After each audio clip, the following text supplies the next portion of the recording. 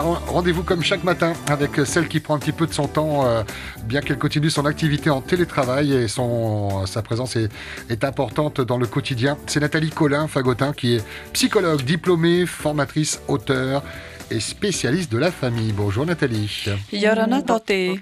Yorana. Ça va? Bon week-end à travailler ou vous avez pu faire une petite pause?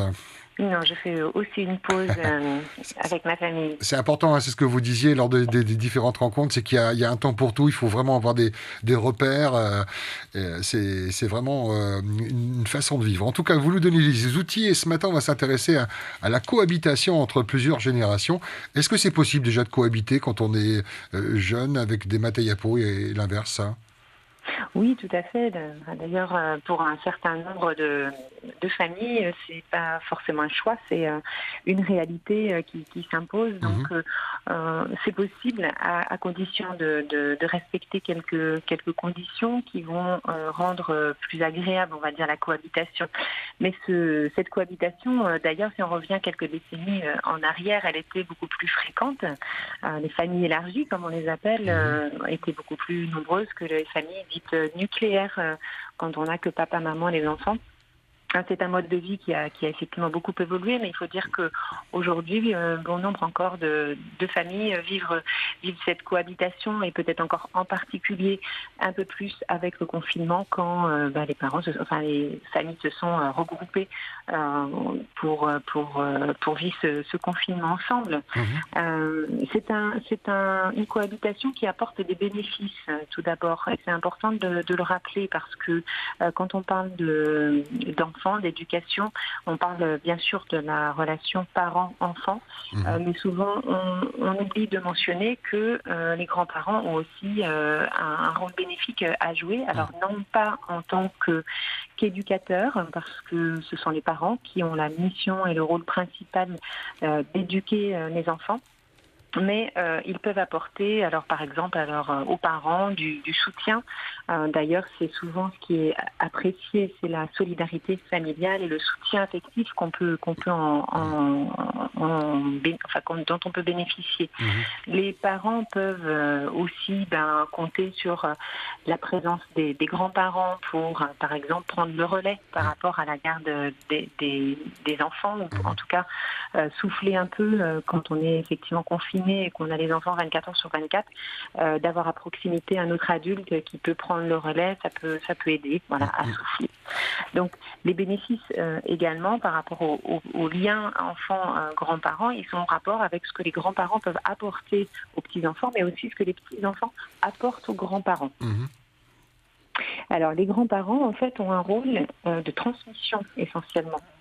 Ils ont une place dans la génération qui les amène à connaître, avoir une longue connaissance de l'histoire familiale, des traditions. Et donc, ce sont eux qui ont plus ce rôle de transmettre alors aux parents, mais aussi aux petits-enfants, toute la tradition familiale et l'histoire finalement de la famille. Et c'est aussi pour les grands-parents, par exemple, quand on arrête de travailler, quand on devient retraité, on a plus de disponibilité. Et puis, on a une présence aux petits-enfants qui est débarrassée de la contrainte éducative, ce qui n'est pas le cas pour les parents. Je mets bien sûr de côté quelques exceptions quand au niveau éducatif, les rôles ont été délégués, notamment dans le cadre d'une adoption aux femmes. Ils apportent aussi de la tendresse et de l'écoute.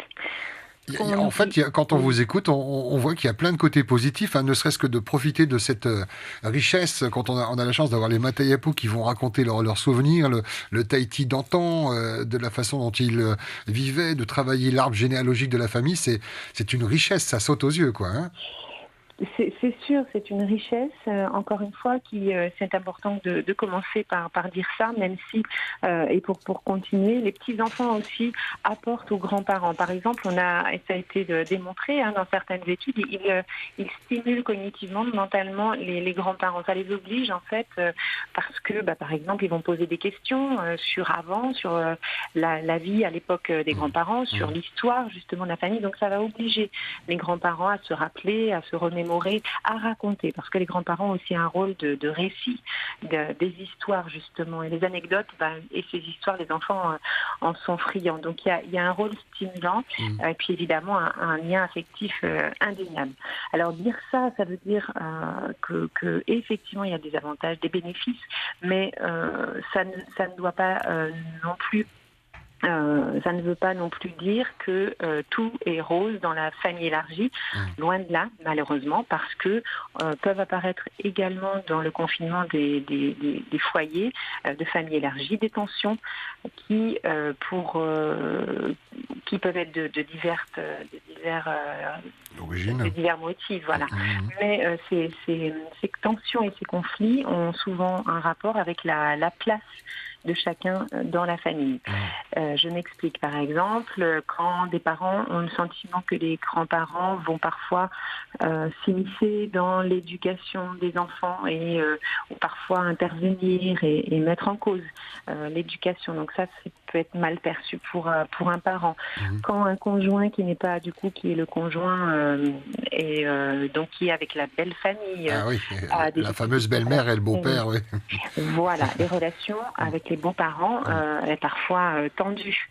Les grands-parents eux-mêmes peuvent avoir l'impression qu'ils sont mis à distance ou mis à l'écart par les parents. Donc tout ça peut être générateur de conflits et de mal-être dans la famille élargie. Comment fait-on alors? Est-ce qu'il y a des outils pour ça? Est-ce que chacun fait des concessions pour avoir chacun son espace?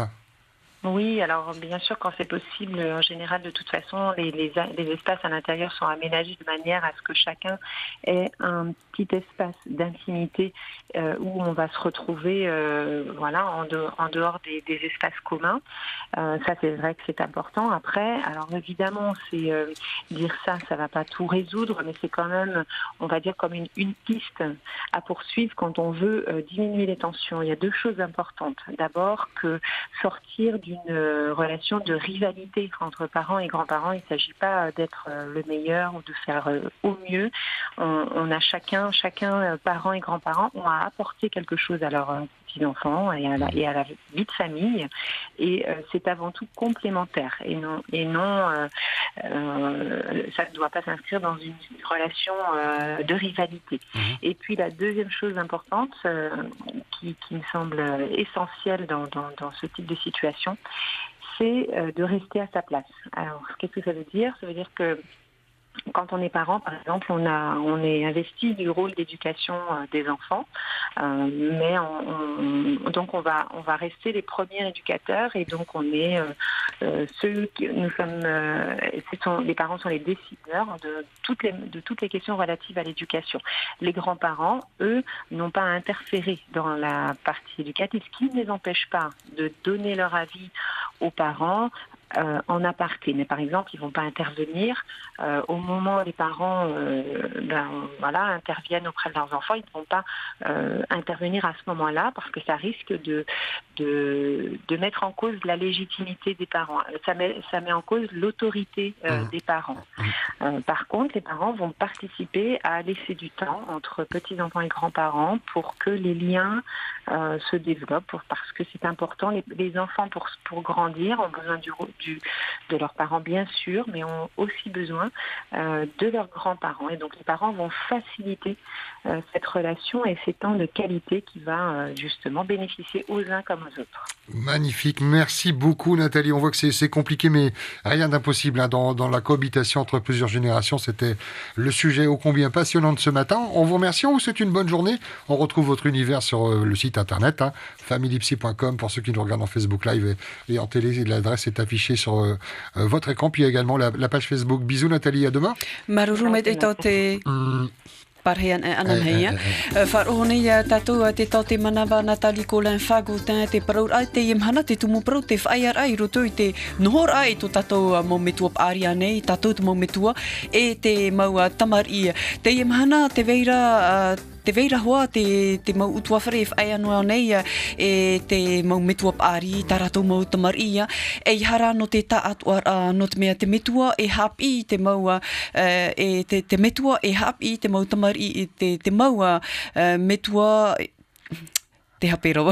Te mau matahia po o rātou e horoa i te mau i ta rātou mau otua te hoe whaitu i tō rā, nā roto i te opere ar a nei te here, no te mau otua te e tauir a e te matahia po, tō tātou mau matahia po mea whauwha atoa, ia vai noa rā te metua pari i tōna te ar a paparu au anei, mamaru au, e ia vai noa te metua i tōna te ar a metua nana e whauti no tā tātou mau tamari.